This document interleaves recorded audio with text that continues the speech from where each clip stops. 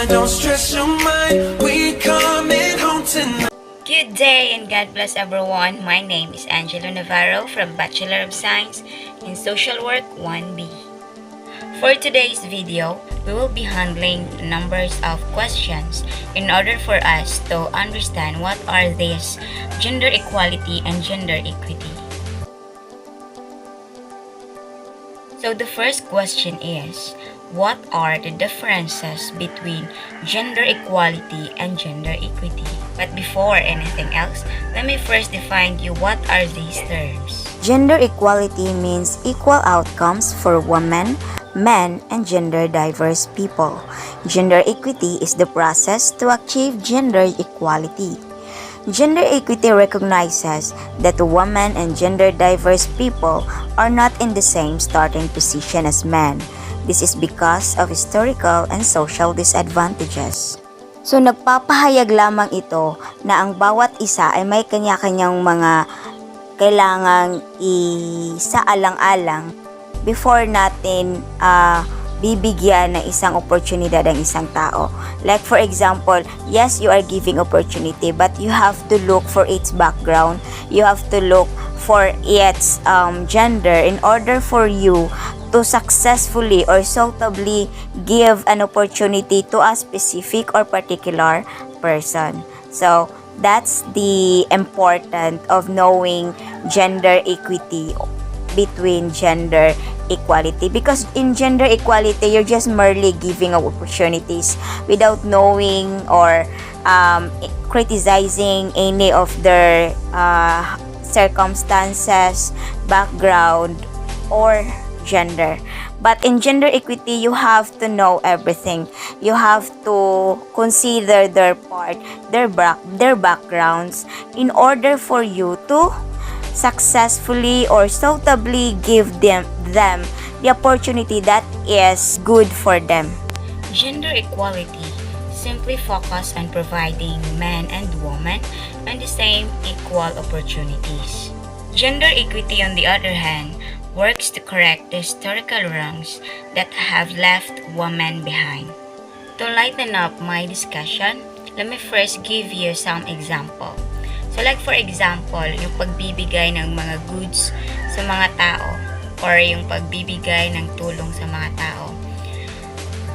Let us say that parehas yung binibigay ng mga parehas lahat na nabibigyan ng mga goods like bigas, mga dilata na pagkain, yung mga ganun. But then there are some families claim that their goods seems to be more less than the others. So the equality there is all were given goods. It's just that it is not the same on its quality. The quality isn't the same. The number of goods or the number of kilos being disseminated towards families isn't the same. That's what equity talks about. So as we can observe on this picture, in this example, equity is represented by the stools which give each individual a fair and equal opportunity to see over the fence despite their different starting points. Talking about gender equality and gender equity, it simply differ on providing opportunities. So, that means na ang pagbibigay ng mga oportunidad sa gender equality ay sa kanila kapag nabibigyan lahat, yun yung main focus nila, ang pagbibigay sa lahat ng mga oportunidad kahit mapababae ka o mapalalaki ka. So hindi nila iniisip na yung binibigay ba nila sa iyo ay nakabatay ba or was it suitable for you to work for that opportunity or not, since you are a boy or since you are a girl. But then the gender equity pertains to mainly and observably give all opportunities regarding on your situation in order for you to comfortably work with that opportunity that you're given to you. So that's the differences of the two, in which the gender equality will just merely giving of opportunities disregarding of the gender, while gender equity, thinking or basing your background as an individual regarding your gender. So as I can observe about this discussion, gender equality is a gender bias, since this does not recognize gender when giving of opportunity. The second question is, why is it necessary to know the differences of transgender to transsexual?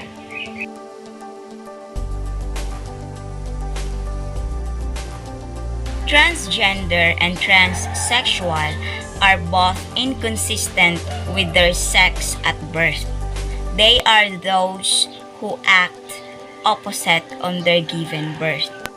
And so, on its characteristics, transgender is used as an umbrella term referring to a group of people with identities that move between crossover or challenge the gender boundaries that are constructed socially. While on transsexual, it is a subset of the transgender group and refers to people who do not identify with the sex they were born with, sex assigned at birth.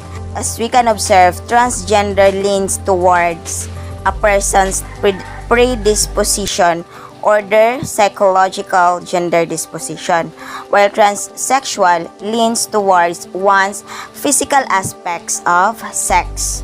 So when it comes also, this is the most important thing about these two terms, their medical consideration, because transgender individuals do not pay much attention to medical assistance to be identified as such, while transsexual is often believed one must undergo a medical operation to be referred to as such gender they preferred.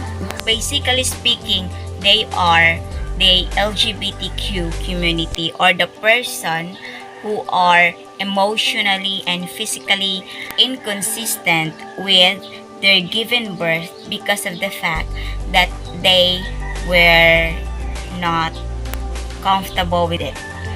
So the question is, why is it necessary to know the differences of transgender to transsexual? For me, it is to avoid stereotyping. It is to avoid biased judgment between the two. That we should not criticize each other's uniqueness, differences, since we all are different from each other. So, kailangan natin silang tagapin bilang mga tao, hindi bilang mga taong nag-iiba ng mga gender or ng mga sex dahil sa gusto nila. Di natin iisipin may mga ganyan silang bagay sa kanilang mga buhay. We should know the differences of these terms of the transgender and transsexual in order for us to minimize or to lessen its difficulties in life, or the depression or the mental breakdown that they've been through since they've received a lot of judgment, comments. So, especially when a transgender being called as a transsexual, knowing that he or she does not involve or does not take any medical session for changing his or her gender or sex just to meet his preferred appearance or desired appearance. So that is why there's a need to know its differences, to fairly give them a respect and value them fairly.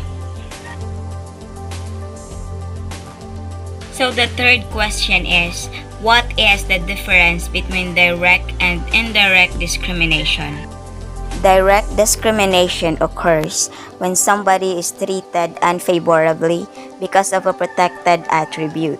Indirect discrimination, on the other hand, occurs when a requirement or rule or a policy that appear to be neutral and the same for everyone, in fact, has the effect of disadvantaging someone because they have an attribute covered by the policy or an act or a rule.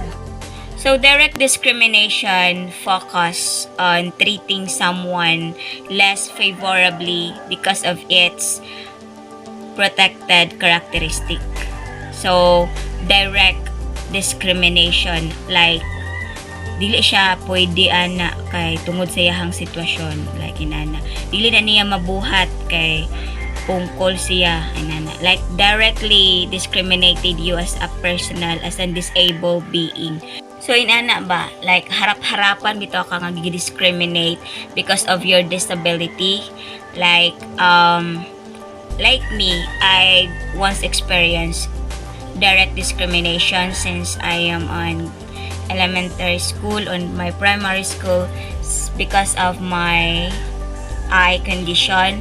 I am a nearsighted person, and then when my teacher told me to read something on the blackboard, my classmates directly gave their judgment that I cannot read those things since I cannot see clearly since I am a nearsighted person.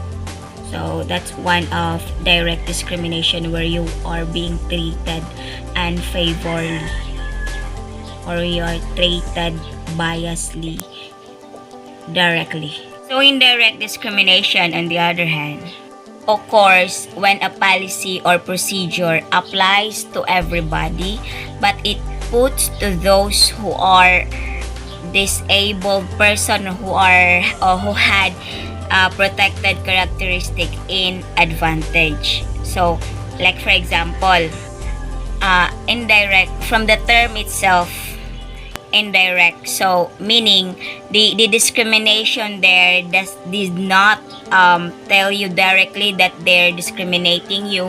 Instead it is through procedures or through policy that you have been affected. So like for example when you're applying a job but then one of the requirement there is ang height. So kailangan ang height is 5 pataas. So 5 flat pataas like that. So yeah, ikaw nga 4 rataman or 4'11" ra ba ka or 4 something.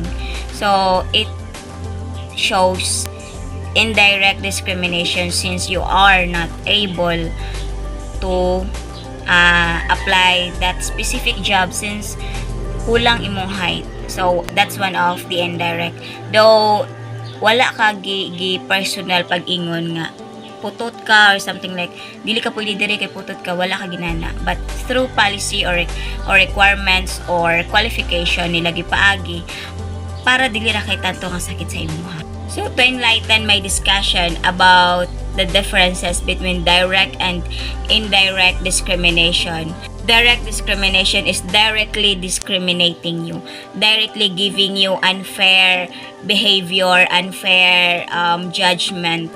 While indirect discrimination, it is not literally or directly discriminating you, but through a lot of procedure, policies or something like that a person in disadvantaged situation might emotionally or psychologically being affected without directly telling that kind of criticism or judgment for them. So that ends my discussion for today. Thank you and God bless.